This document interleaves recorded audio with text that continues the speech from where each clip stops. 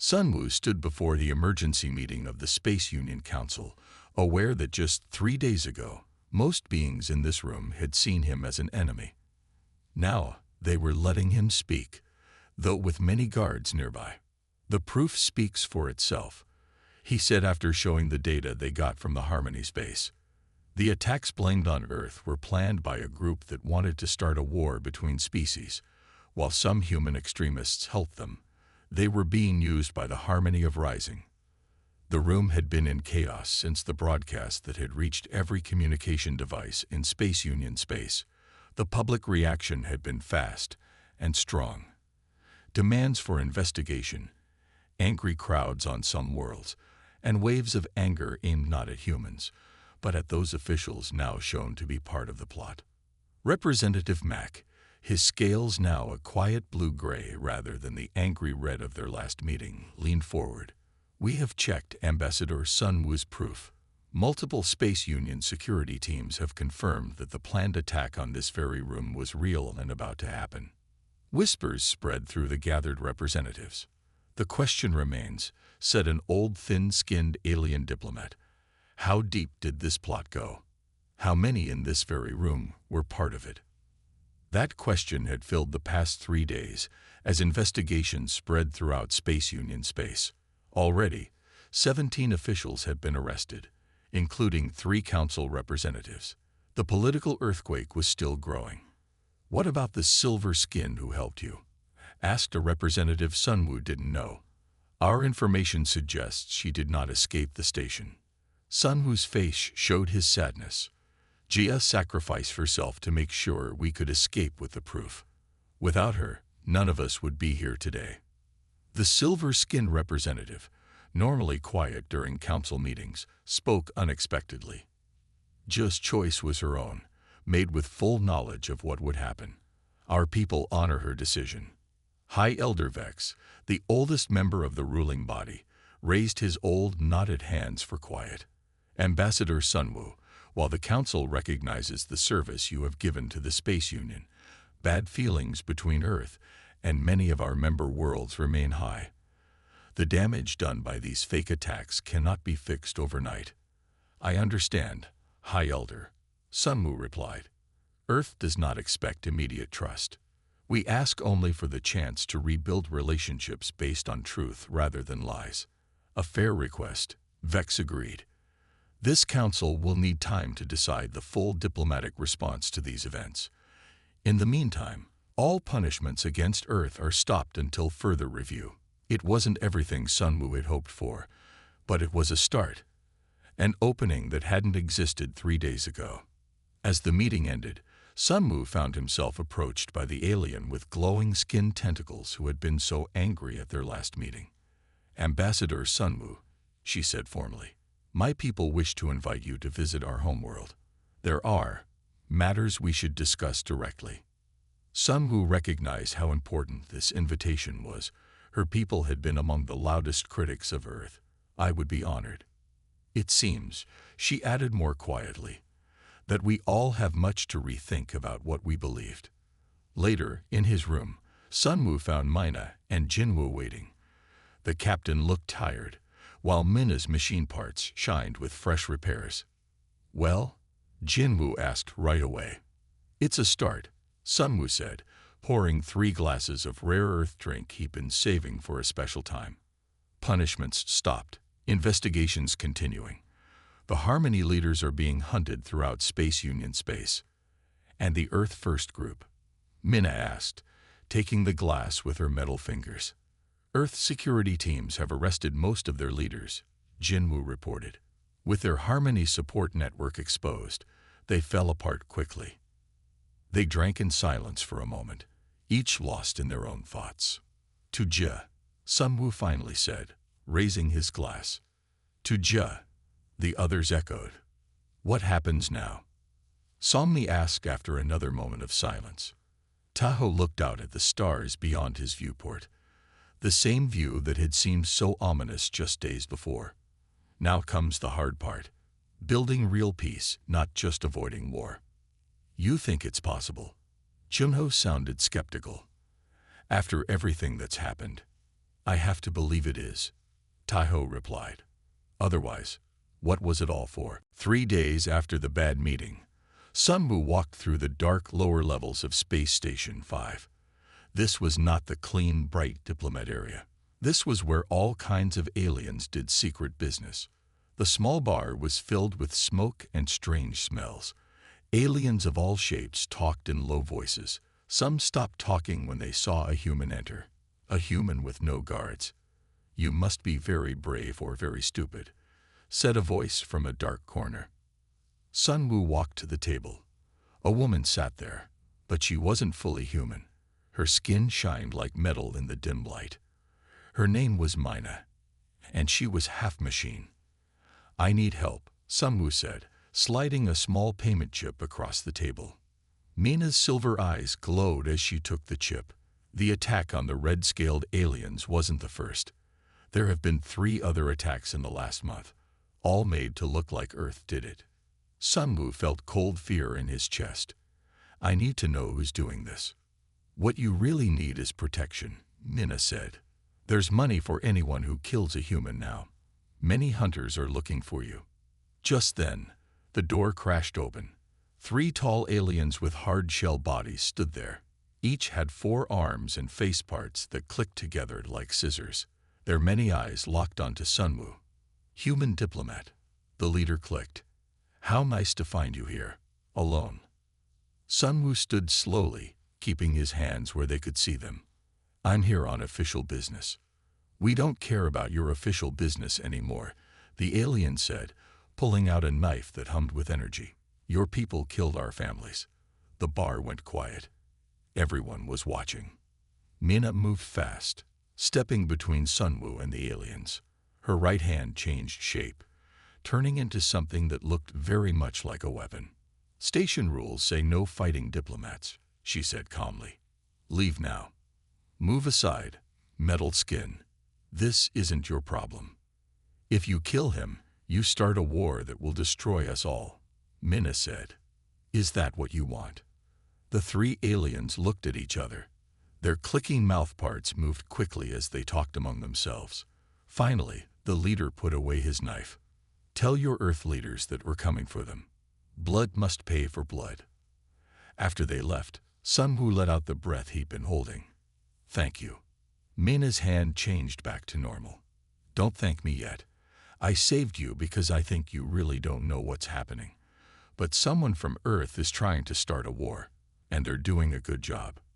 Then I need to stop them," Sunwoo said with a firm voice.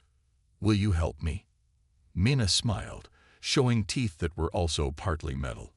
"I thought you'd never ask." "You can't be serious," said Captain Jinwoo, looking at Sunwoo through the video call. His face showed worry. As the highest Earth officer still talking to Sunwoo, Jinwoo was his most important link to home. "I don't have a choice," Sunwoo replied, packing a small bag. "The Space Union is 2 votes away from attacking Earth. If I can find proof that rebels are doing these attacks, I might stop a war. By sneaking onto an alien memorial planet, they'll kill you if they see you. That's why I won't look like me." Sunwoo held up a small device Mina had given him. It was illegal tech that could change how he looked. "The memorial will have aliens from many planets. It's perfect for learning more." Jinwoo sighed. "You're a diplomat, not a spy." "Today I need to be both," Sunwoo said firmly. "The aliens having the ceremony include all the ones that were attacked, if I can find any patterns or connections." "At least take guards," Jinwoo said. "Any official Earth people would be spotted right away. This has to be secret." 5 hours later, Sunwoo looked like a small blue alien. He stood among hundreds of other aliens in the Great Memorial Hall. The air smelled strange, and sad alien music played. Sunwoo moved carefully through the crowd. His special earpiece translated the many alien languages. "Third attack in that area. Weapons definitely from Earth. Rumors about a rebel group." He stopped. That last voice came from a group of tall, thin aliens known for their spy networks. Sunwoo moved closer to hear better. "Calling themselves the Earth First Group. Crazy people who think aliens are bad for humans. Sun Wu felt cold fear again. The Earth First group was supposed to be small with no ships or weapons. How could they get spaceships? Suddenly, a sharp pain hit his head. Sun Wu almost fell. His disguise flickered. A very bad problem. He quickly moved to a less crowded area, but not before seeing a tall, silver-skinned alien watching him with too much interest. When he reached an empty hall, the pain got worse. Something was breaking his disguise. Sun Wu tried to fix the device, hiding in a small corner. "That technology is not allowed here," said a calm voice. It was the silver-skinned alien, tall and thin with strange white eyes. "I'm curious why an Earth diplomat would risk death to attend a memorial for people his government supposedly killed." Sun Wu saw no point in lying. "I'm trying to stop a war." The silver alien's head tilted slightly. "By spying. By finding the truth. Earth didn't order these attacks. Yet they were done with Earth ships and weapons. Stolen ones." Sun Wu said, then winced as more pain hit him. The disguise was failing completely. The silver alien watched him. "You have about 3 minutes before security finds you. Use them wisely." "Why are you helping me?" "I didn't say I was helping you," the silver alien replied. "But maybe we both want to prevent a war." Then the alien slipped away, leaving Sun Wu alone with a failing disguise and very little time to escape. "I still can't believe you got away," Minna said, checking their small ship's screens for anyone following them. They were hiding in the rings of a big gas planet. The rocks and ice around them helped hide from scanners. "I had help," Sun Wu said, still wondering about the silver alien. "Though I don't know why." "Silver skins always have a plan," Minna replied. "If one helped you, they had reasons." She turned to look at their other passenger, who had been quiet since they left in a hurry. "What about you, Captain? What's your plan?" Captain Jinwoo looked out of place in normal clothes. He still stood straight like a soldier. "My plan is to keep Earth safe from war because of what some bad humans did." He had come to Space Station 5 just before Sun Wu's dangerous mission. He brought bad news. The Earth government was breaking apart. Many colony worlds were saying they wanted to be free from Earth, and the Space Navy was splitting up, with ships joining different sides. "We need to focus on what we learned," Sun Wu said. "The Earth First group somehow got military ships and weapons. That needs a lot of money and help. And a place to hide," Jinwoo added. "They can't be working from Earth or any known colony. The tracking systems would have found them." Mina's metal fingers moved over the ship controls. "There are many unmapped places in the border areas where they could hide. We need more information," Sun Wu said, "the kind we won't find in official places." Mina's silver eyes lit up. "I know someone, but you won't like it." 20 hours later, their small ship docked at what looked like an old, empty mining station on a big rock floating in space. As the doors opened, Mina turned to her friends. "Let me do the talking. Whatever you do, don't say you're from Earth military," she told Jinwoo. "And Sun Wu, try to look less like a diplomat." Inside the rock was not empty at all. The busy black market filled the hollow spaces, with aliens of all kinds trading everything from food to weapons to secrets. Mina led them to a dark bar where the air was thick with strange smoke. In the back corner sat a huge blob-like creature with many eye stalks. Dongjun, a famous information seller. "Mina," the blob said in a bubbly voice, "you bring interesting friends." His eye stalks moved to look at Sun Wu and Jinwoo.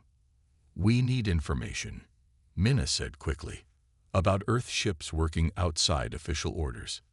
Several eye stalks blinked in what might have been a smile. "Information about Earth is very expensive these days. War talk makes prices go up."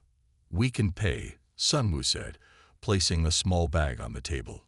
It had rare Earth items, small but valuable to aliens. Dongjun's arm-like part took the bag. His eye stalks shook as he looked inside. "Good. What do you want to know?" "The Earth First group," Sun Wu said. "Where are they based? Who's helping them?" The blob's huge body rippled, showing he was nervous. Dangerous questions. The group has good friends. They have helpers even in your Earth government. Sunwoo and Jinwoo looked at each other in shock. Names, Jinwoo demanded. I don't deal in Earth politics, Dongjun replied. But I can tell you their ships have been seen near the old research station in the Fire Gap. And he lowered his voice. They are not working alone. What do you mean? Sunwoo asked. Their weapons. Too advanced for human technology. Someone else is giving them weapons. Dongjun's eye stalks moved nervously. Someone who wants war between humans and the Space Union. Who? Minna pressed. The blob was already pulling back. We are done. Go now. Others are listening, and not all are nice like me.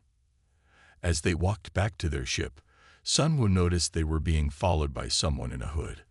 The mysterious figure kept pace behind them. Don't look back, Minna whispered. Just keep walking. They had almost reached their docking bay when 3 armed mercenaries stepped out to block their path. Their insignias identified them as Barexian hunters, notorious for their tracking abilities. Ambassador Taho Kim, the lead Baraxian, growled. You're a valuable bounty. Chunho stepped forward, his military training evident in his stance. You don't want to do this. The Baraxians raised their weapons, but never got to fire them. A wave of sonic disturbance knocked them off their feet, their weapons clattering to the ground. The hooded figure who had been following them stepped forward, lowering the sonic disruptor. They pulled back their hood to reveal the silver features of the selenite from Vexor Prime. It seems, the selenite said calmly, that we have much to discuss. Ambassador Kim. My name is Jia, the silver-skinned alien said as they sat in the small meeting room of Sunwoo's ship. It was unusual for a silver skin to share their name with other species. Minna watched Jia with careful eyes, not fully trusting their new ally. Why are you helping us? Sunwoo asked directly. Jia's strange white eyes looked at him. Because my people have seen that the current path leads to a war that will destroy many worlds. We have seen such wars before. You're talking about the Great Burning, Jinwoo said, meaning the ancient war that had destroyed many space-traveling peoples 10,000 years ago. Jia nodded slightly. My people remember. We watch patterns across time, Sunwoo. The attacks blamed on Earth follow a familiar pattern, made to cause maximum anger while doing minimum real damage to the attacked species. You're saying someone is planning all this? Sunwoo leaned forward. Who? We believe a group called the Harmony of Rising is behind it, Jia said.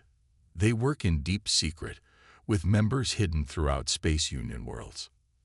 Minna made a hissing sound of recognition. I've heard whispers.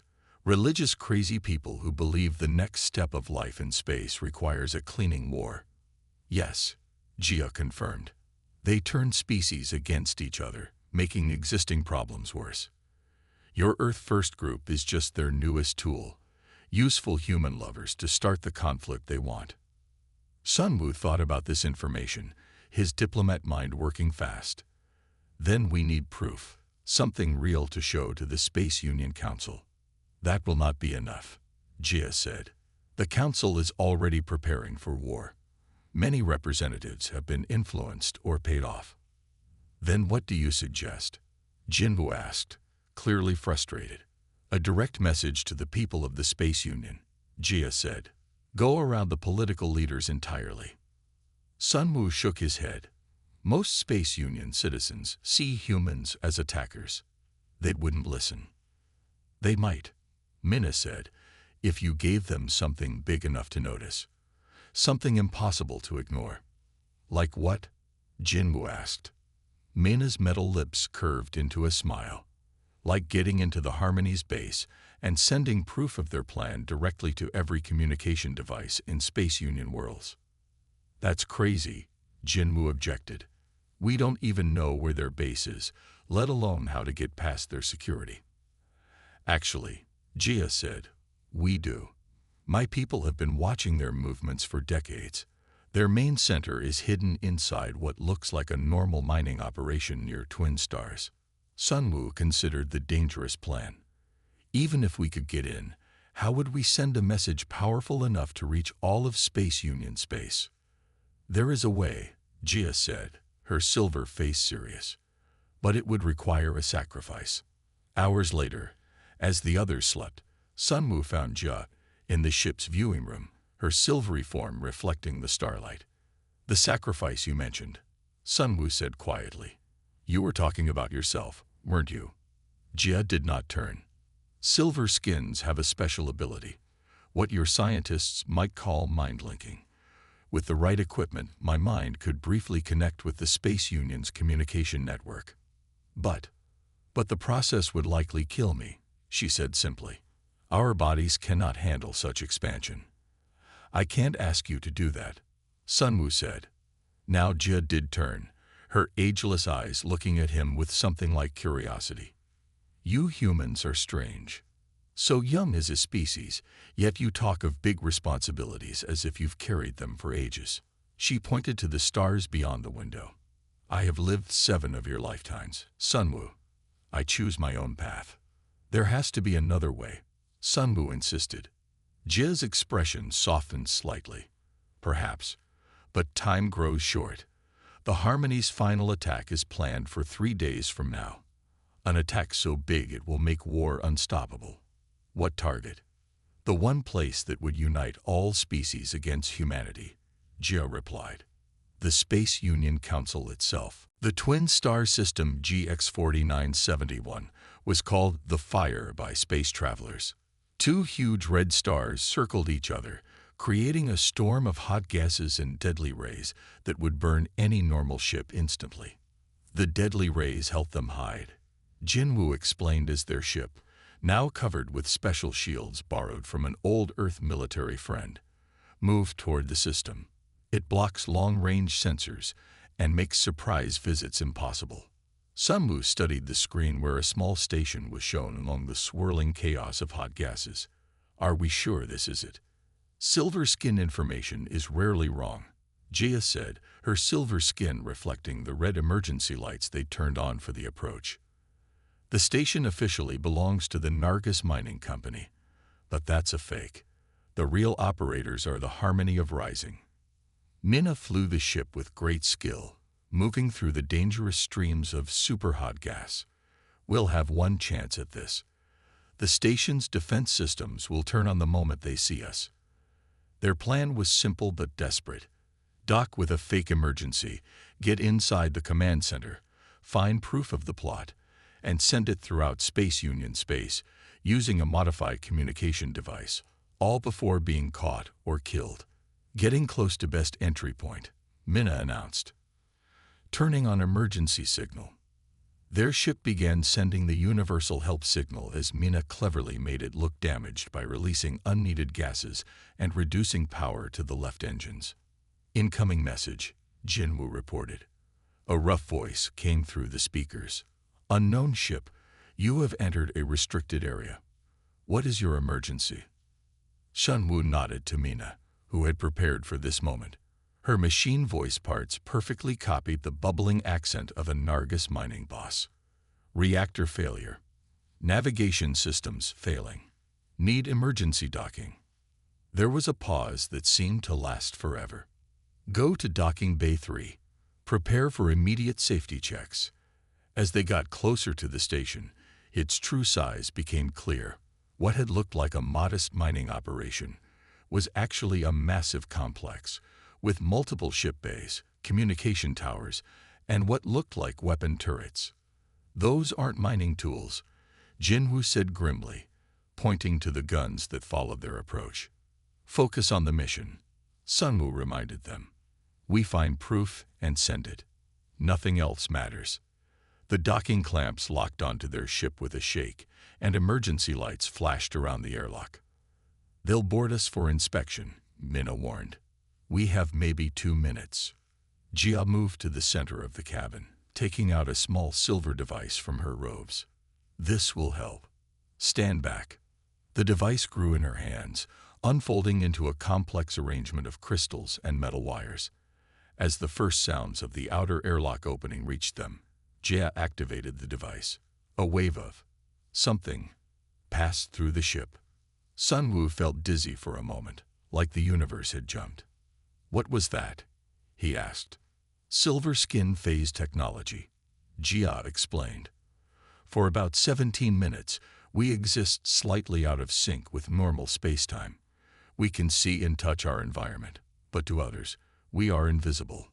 17 minutes isn't much time, Jinwu noted as they carefully left their ship into the empty docking bay. "It will have to be enough," Jia replied. They moved quickly through the station, passing confused security teams searching for the crew of the mysteriously empty emergency ship. The structure was plain but huge, clearly built for something beyond simple mining. Following Jia's directions, they made their way to the central command hub. As they turned a final corner, they froze in shock. The command center was a vast room filled with a holographic display of Space Union space. Dozens of workers from various alien species sat at control panels, monitoring communications, fleet movements, and what looked like active operations. But most disturbing was the massive countdown timer displayed on the main screen. 29 hours, 14 minutes until what was labeled simply as final meeting. "We need to access their main database," Yunho whispered. "The terminal at the far end appears to be the master control." "We have 12 minutes left in phase," Songni warned. As they carefully navigated the edges of the room, Tahoe noticed something that made his blood run cold. A detailed hologram of the Confederation Council chamber, with attack vectors clearly marked. When they reached the main terminal, Shunho immediately began bypassing security measures, while Yuna connected a selenite data crystal. "I found it," Yuna said after tense moments of searching. "Complete operations files, communications with the Terran Purity Front, weapons transfers, attack plans. Download everything," Tahoe urged. "We don't have time for a complete transfer," Somni warned, checking the small device on her wrist. "Phase ends in 4 minutes. Then we broadcast now," Tahoe decided. "Yuna, can you do it?" The selenite hesitated only briefly before nodding. "The message must be brief but undeniable. Ambassador, you should deliver it. Your face is known throughout the Confederation." 3 minutes, Somni hissed. Shunho finished connecting their broadcast module to the station's powerful communication array. "Ready when you are." Tahoe took a deep breath and nodded. Yunha activated the broadcast, her silver hands beginning to glow as she channeled her psychic energy to amplify the signal. "People of the Galactic Confederation," Tahoe began, looking directly into the camera. "I am Ambassador Tahoe Kim of Earth. What I am about to show you is evidence of a conspiracy to plunge our civilizations into war." As he spoke, Shunho fed the most damning evidence through the broadcast. Internal communications showing the Harmony's manipulation of both the Terran Purity Front and key Confederation officials, plans for false flag attacks, weapons transfers. 1 minute, Somni warned as Yunha's form began to shimmer with strain. "The attack on the Confederation Council scheduled for tomorrow is not being perpetrated by Earth," Tahoe continued urgently. "It is the work of the Harmony of Ascension, who believe that only through devastating conflict can the galaxy evolve. I beg you, do not let them succeed." The phase shift collapsed without warning. Alarms immediately blared throughout the station as they snapped back into normal spacetime. "Broadcast terminated," Juno reported. But it went out. All channels, all frequencies. Yunha collapsed, her silver skin dulled to a lifeless gray. Tahoe caught her before she hit the floor. "Did enough get through?" she whispered. "Yes," Tahoe assured her. "You did it." Security forces were already converging on their position. Somni drew her weapons as Chunho helped Tahoe support the weakened selenite. "We need to get back to the ship," Somni said, firing at the first guards to appear. "Go," Yunha said weakly. "I will. Slow them down." "We're not leaving you," Tahoe insisted. The Selenite's eyes found his. Peace requires sacrifice, Ambassador. Someone must stay to ensure the evidence cannot be destroyed. Take the data crystal. It contains everything. Before they could argue further, Yumha summoned her remaining strength and activated another device. A shimmering barrier appeared between them and the approaching guards. "This will hold for 2 minutes," she said. "Now go." With a final, anguished look at their ally, they had no choice but to run. Sunwoo stood before the emergency meeting of the Space Union Council, aware that just 3 days ago, most beings in this room had seen him as an enemy. Now, they were letting him speak, though with many guards nearby. "The proof speaks for itself," he said after showing the data they got from the Harmony space. The attacks blamed on Earth were planned by a group that wanted to start a war between species. While some human extremists helped them, they were being used by the Harmony of Rising. The room had been in chaos since the broadcast that had reached every communication device in Space Union space. The public reaction had been fast and strong. Demands for investigation, angry crowds on some worlds, and waves of anger aimed not at humans, but at those officials now shown to be part of the plot. Representative Mack, his scales now a quiet blue-gray rather than the angry red of their last meeting, leaned forward. "We have checked Ambassador Sunwoo's proof. Multiple Space Union security teams have confirmed that the planned attack on this very room was real and about to happen." Whispers spread through the gathered representatives. "The question remains," said an old, thin-skinned alien diplomat. "How deep did this plot go? How many in this very room were part of it?" That question had filled the past 3 days as investigations spread throughout Space Union space. Already, 17 officials had been arrested, including 3 council representatives. The political earthquake was still growing. "What about the silver-skinned who helped you?" asked a representative Sunwoo didn't know. "Our information suggests she did not escape the station." Sunwoo's face showed his sadness.